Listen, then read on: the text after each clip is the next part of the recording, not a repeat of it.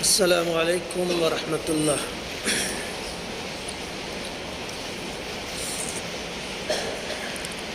حاضرین جمعہ،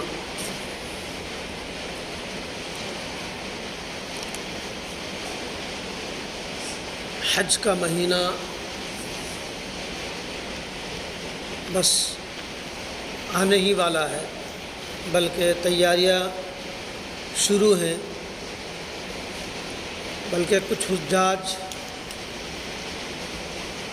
جانب حرم جانے بھی لگے ہیں۔ لہذا ہمیں چاہیے کہ ہم اس حج کی حقیقت کو جانیں کہ آیا وہ حج ہے کیا، کیوں لاکھوں روپے خرچ کر کے ہم اس دیار کی زیارت کرنے ذوق در ذوق چلے جاتے ہیں۔ حاضرین،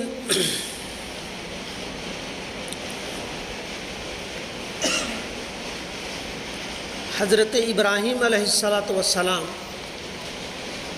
جنہیں آپ، ہم اور ساری دنیا کم و بیش جانتی ہے، اور دنیا کی 1/3 آبادی انہیں اپنا امام اور پیشوا مانتی ہے، جس میں یہود بھی، عیسائی بھی اور مسلمان تو بہرحال ہیں ہی۔ تو آج میں چاہتا ہوں کہ حضرت ابراہیم علیہ السلام کی دعوت و حکمت پر تھوڑی سی گفتگو کی جائے۔ حاضرین، حضرت ابراہیم علیہ السلام خدا کے سوا کسی سے خوف نہ رکھتے تھے۔ وہ اتنے عظیم انسان تھے کہ آتش نمرود بھی ان کے لیے ٹھنڈی اور سلامتی والی بن گئی۔ ساری انسانیت نبی رحمت صلی اللہ علیہ وسلم کے ساتھ انتصاب پر اپنے آپ کو مسرت محسوس کرتی ہے۔ ساری امت، ساری انسانیت، جس میں کہا لیا جائے بغیر مذہب و ملت کے کہ محمد پہ کسی کی اجارہ تو نہیں، کہ کسی سے عشق ہو جائے یہ چارہ تو نہیں۔ ایک شاعر تھے بیدی، انہوں نے فرمایا عشق کی اپنی اور محبت کی لگاؤ کی انسیت کی برمائی، کہ کسی سے محبت ہو جائے یہ کسی کا اس پر وہ نہیں، پکڑ نہیں، محمد کا کسی خاص بندے پہ، قبیلے پہ، انسان پہ اور مذاہب کے لوگوں کا کوئی اجارہ داری تو نہیں، ہمیں بھی محمد صلی اللہ علیہ وسلم سے عشق ہے۔ حاضرین، تو ساری انسانیت نبی اکرم صلی اللہ علیہ وسلم سے انتصاب پر مسرت محسوس کرتی ہے۔ بڑے بڑے فلسفی، بڑے بڑے مورخ اور مصنف نے نبی اکرم صلی اللہ علیہ وسلم کی زندگی پر قلم اٹھا کر اپنی شخصیت پر 4 چاند لگائی، جس میں گوئٹے لے لیجئے، برنارڈ شاہ لے لیجئے، اور ہندوستان کے بہت کثیر آبادی، بہت سارے مصنفین نے نبی اکرم صلی اللہ علیہ وسلم کے گن گائے ہیں اور ان پہ خامہ فرسائی کی ہے اپنی شخصیت کو مزید چمکدار بنانے کے لیے۔ تو نبی اکرم صلی اللہ علیہ وسلم کے انتصاب پر سب کو مسرت ہے، اور نبی اکرم صلی اللہ علیہ وسلم کو حضرت ابراہیم علیہ السلام کے ساتھ اپنی مشابہت پر خوشی کا اظہار کرتے ہیں۔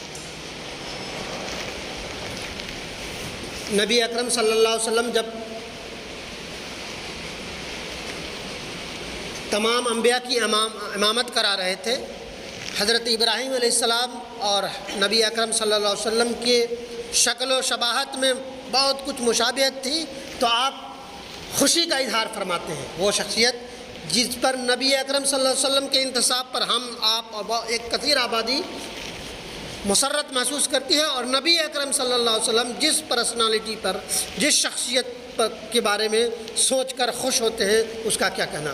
حاضرین، حضرت ابراہیم علیہ السلام کی زندگی کے زندگی کے کسی مرحلے میں بھی سورج، چاند، ستارے یا کسی بھی مخلوق کی پرستش نہیں کی۔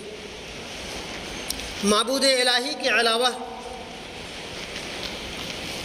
کسی بھی کو شریک نہیں ٹھہرایا، بلکہ کھلم کھلا تمام معبود باطلہ کا انکار کرتے رہے کہ کوئی معبود نہیں۔ سورہ انعام آیت نمبر 74 سے 69 میں نبی اللہ تبارک و تعالیٰ نے بڑے اچھے انداز میں کوئی بیان فرمایا ہے، وَإِذْ قَالَ إِبْرَاهِيمُ لِأَبِيهِ آزَرُ أَتَتَّخِذُ أَصْنَامًا آلِهَةً إِنِّي أَرَاكَ وَقَوْمَكَ فِي ضَلَالٍ مُّبِينٍ وَكَذَلِكَ نُرِي إِبْرَاهِيمَ مَلَكُوتَ السَّمَاوَاتِ وَالْأَرْضِ وَلِيَكُونَ مِنَ الْمُوقِنِينَ فَلَمَّا جَنَّ عَلَيْهِ اللَّيْلُ رَأَىٰ كَوْكَبًا قال هذا ربي فلما أفل قال لا أحب العافلين فلما رأى القمر بازغا قال هذا ربي فلما أفل قال لئن لم يهدني ربي لأكونن من القوم الضالين فلما رأى الشمس بازغة قال هذا ربي هذا أكبر فلما أفلت قال يا قوم إني بريء مما تشركون۔ یہ سورہ انعام کی آیت نمبر 74 سے 69 ہے، اور وہ جب بھی یاد کرنے کے قابل ہیں کہ جب حضرت ابراہیم، اور یہ بات بھی یاد کرنے کے قابل ہے کہ حضرت ابراہیم علیہ السلام اپنے باپ آزر سے ادباً فرمایا کہ آپ بتوں کو معبود قرار دیتے ہیں، بے شک آپ اور آپ کی ساری قوم صریح گمراہی میں دیکھ رہا ہوں میں۔ اور ہم نے ایسے ہی طور پر ابراہیم علیہ السلام کو آسمان اور زمین کی مخلوق دکھائی تاکہ کامل یقین کرنے والوں میں سے ہو جائیں۔ پھر جب رات کی تاریکی ان پر چھا گئی تو انہوں نے ایک ستارہ دیکھا، آپ نے فرمایا یہ میرا رب ہے، مگر جب وہ غروب ہو گیا تو آپ نے فرمایا میں غروب ہو جانے والوں سے محبت نہیں رکھتا۔ پھر جب چاند کو دیکھا چمکتا ہوا تو فرمایا یہ میرا رب ہے، لیکن جب وہ بھی غروب ہو گیا تو آپ نے فرمایا اگر مجھ کو میرے رب نے ہدایت نہ دی تو میں گمراہ لوگوں میں شامل ہو جاؤں گا۔ پھر جب سورج کو دیکھا چمکتا ہوا تو فرمایا کہ یہ میرا رب ہے، یہ تو سب سے بڑا ہے۔ پھر جب وہ بھی غروب ہو گیا تو آپ نے فرمایا بے شک میں تمہارے شرک سے بیزار ہوں۔ پھر فرمایا انی وجہت وجہی للذی فطر السماوات والارض حنیفا وما انا من المشرکین، میں اپنا رخ اس کی طرف کرتا ہوں جس نے آسمانوں اور زمین کو پیدا کیا ہے یکسو ہو کر، اور میں شرک کرنے والوں میں سے ہرگز نہیں ہوں۔ اگر حضرت ابراہیم علیہ السلام یہ بات آغاز میں ہی کہہ دیتے کہ یہ بتوں کی پوجا، یہ سورج چاند ستارے کی پوجا، یہ کہہ کر کہ یہ بکواس ہے، ان کو پوجنا کسی بھی طرح صحیح نہیں ہے، تو کوئی بات ان کی نہیں سنتا۔ لیکن آپ علیہ السلام نے بتدریجاً حکمت کے ساتھ مرحلہ وار ان سے گفتگو فرمائی، جس کے نتیجے میں وہ آپ کی گفتگو کو غور سے سننے لگے، اور آپ کو بتدریجاً گفتگو اگر نہ فرماتے تو نہ کوئی آپ کی بات کو سننے کے لیے تیار نہ ہوتا، اور نہ ہی آپ علیہ السلام کسی کو متاثر کر پاتے۔ یہ حضرت ابراہیم علیہ السلام کی یہ حکمت تھی کہ بتدریجاً وہ پہلے ہی دن سے مکمل مومن تھے، کہ اللہ تبارک و تعالیٰ نے اور بھی بہت ساری چیزوں میں آزمایا اور کہہ دیا کہ میں تمہیں آزما لیا اور میں تمہیں دنیا کا امام بنانے والا ہوں، پیشوا بنانے والا ہوں۔ جیسا کہ آپ جانتے ہیں یہود، عیسائی اور مسلمان، یعنی دنیا کی ایک تہائی آبادی آپ سے عقیدت رکھتی ہے، آپ سے محبت رکھتی ہے، آپ کو اپنا پیشوا مانتی ہے۔ حضرت ابراہیم علیہ السلام نے اپنی قوم کے ہر فرد پر لا الہ الا اللہ کی حقیقت کو آشکار کرنے کے لیے اپنی فراست اور یہی طریقہ کار اختیار کیا۔ آپ علیہ السلام نے ہر وہ سوال جو انسان کر سکتا تھا اللہ تبارک و تعالیٰ سے ڈائریکٹ، انسانیت کی ذہنوں کو جھنجھوڑنے کے لیے، اس کو کھولنے کے لیے رب کریم سے کیا کہ حضرت ابراہیم علیہ السلام نے اپنے رب سے فرمایا مردوں کو زندہ کرنے کے تعلق سے. یہ تو بات ہے کہ اللہ تبارک و تعالیٰ ہر انسان کو، ہر جاندار کو زندہ کرے گا، لیکن بہرحال ایک کثیر آبادی کے ذہنوں میں یہ خلفشار ہے کہ مر گئے، گل گئے، سر گئے، کوئی پوچھ گچھ نہیں ہے، کوئی نہیں اٹھائے گا. تو اللہ تبارک و تعالیٰ سے حضرت ابراہیم کہتے ہیں وَإِذْ قَالَ إِبْرَاهِيمُ رَبِّ أَرِنِي كَيْفَ تُحْيِي الْمَوْتَى قَالَ أَوَلَمْ تُؤْمِنْ قَالَ بَلَىٰ وَلَٰكِن لِيَطْمَئِنَّ قَلْبِي. سورہ بقرہ آیت نمبر 260 ہے. اور جب ابراہیم علیہ السلام نے کہا اے میرے پروردگار مجھے دکھا تو مردوں کو کس طرح زندہ کرتا ہے تو، کہ جناب باری نے فرمایا، اللہ تبارک و تعالیٰ نے حضرت ابراہیم علیہ السلام سے فرمایا کہ جا تو 4 پرندوں کو لا اور چاروں کے ٹکڑے ٹکڑے کر دے اور 4 پہاڑیوں پر اسے پھینک دے اور پھر اس کو پکار. اور اسی طرح پکارتے ہیں اور یہ بھی حجت تمام ہوتی ہے. حضرت ابراہیم علیہ السلام اپنے دھن کے پکے تھے، باطل کو باطل کہنے کے لیے ہرگز تیار نہیں تھے.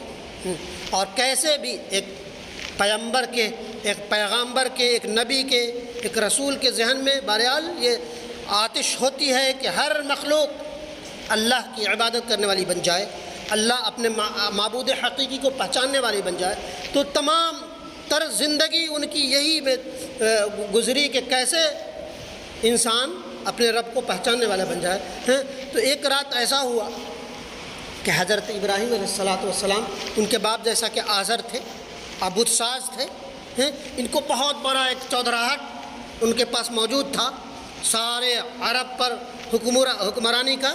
وہ چاہتے تو وہی آبائی پیشہ اختیار کرتے اور ساری دنیا کی دولت سمیٹے، لیکن نبی بت پرست کے، بت ساز کے گھر میں ایک نبی رات کے پچھلی پہر آپ سب سے بڑے بت خانے میں جاتے ہیں، کلہاڑی اٹھاتے ہیں اور سب کو ایک ایک کر کے توڑ دیتے ہیں اور بڑے والے بت پر وہ کلہاڑی رکھ دیتے ہیں اور پھر چلے آتے ہیں چپ چاپ.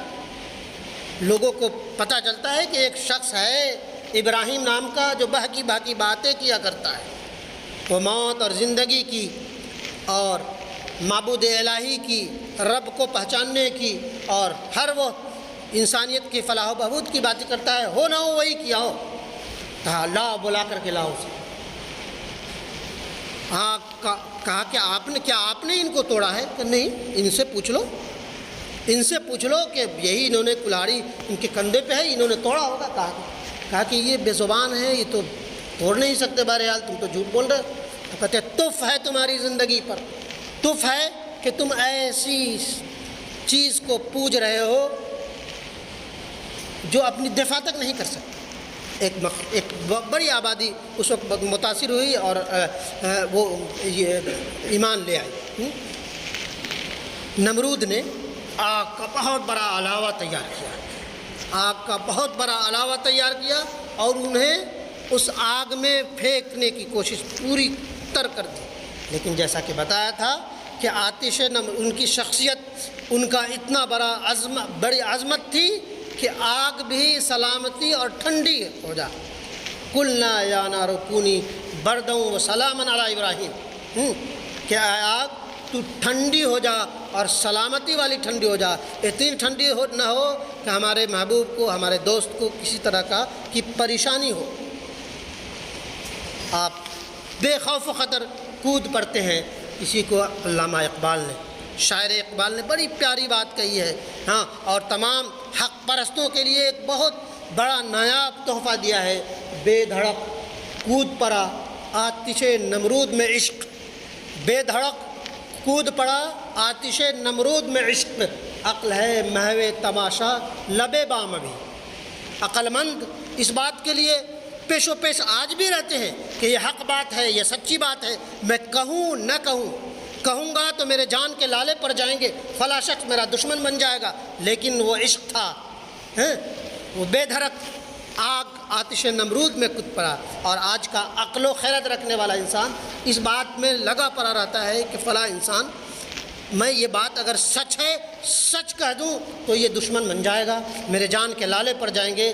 وہ نبی کا کارنامہ تھا، حضرت ابراہیم تھا کہ بے دھڑک کود پڑے آتش نمرود میں اور وہ آگے گلزار بن گئے۔ ہاں بہرحال آج کا جو میرا خطبہ ہے وہ حجۃ کیا کہتے ہیں بیت اللہ شریف کا جو حج ہے، اسی کے ایک دو خطبہ انشاءاللہ اسی پہ گفتگو کی جائے گی کہ حضرت ابراہیم علیہ السلام کی شخصیت کو جانے بغیر حج کا وہ ازدحام کو ہم نہیں سمجھ سکتے کم آپ کو۔ لہذا میری کوشش تھی کہ میں حضرت ابراہیم علیہ السلام کی زندگی پر تھوڑی سی روشنی ڈالوں۔ اگلے خطبات میں انشاءاللہ حج کے اور حضرت ابراہیم اور اسماعیل علیہ السلام کی مزید قربانیوں پہ لب کشائی کی جائے گی۔ اللہ تبارک و تعالی ہمیں اور آپ سب کو کہنے اور سننے سے زیادہ عمل کی توفیق دے، آمین یا رب العالمین۔